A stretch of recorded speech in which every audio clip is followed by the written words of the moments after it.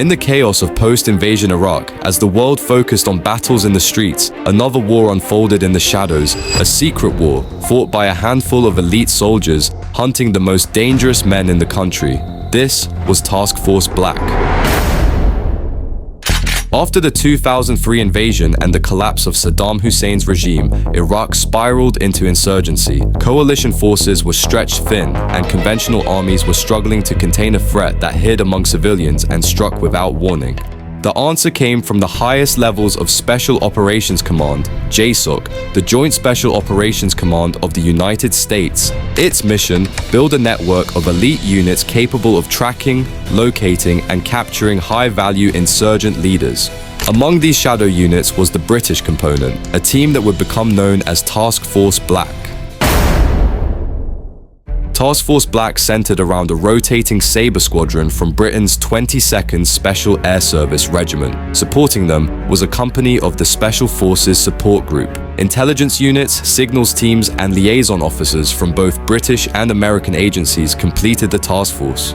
Together, they formed a small but lethal organization, barely 150 personnel, working inside a secret headquarters in Baghdad's Green Zone, known simply as The Station. Though British-led, Task Force Black operated as part of a wider network. The Joint Task Force, then known as Task Force 145, later renamed Task Force 88. They worked alongside US Delta Force, Rangers, SEALs, and the CIA's Special Activities Division. Their job was simple in description, but deadly in practice: find the insurgency's leaders, fix them in place, finish the threat.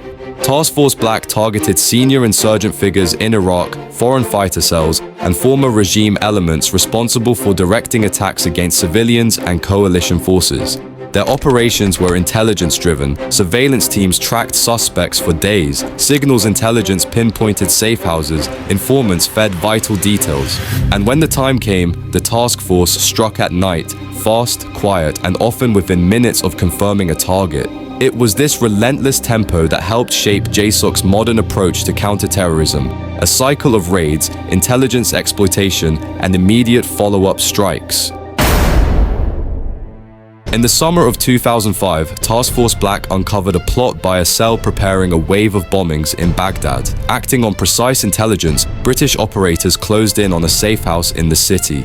The assault was swift. 3 insurgents were killed before reaching their targets. It was one of the earliest demonstrations of how quickly and decisively the task force could act.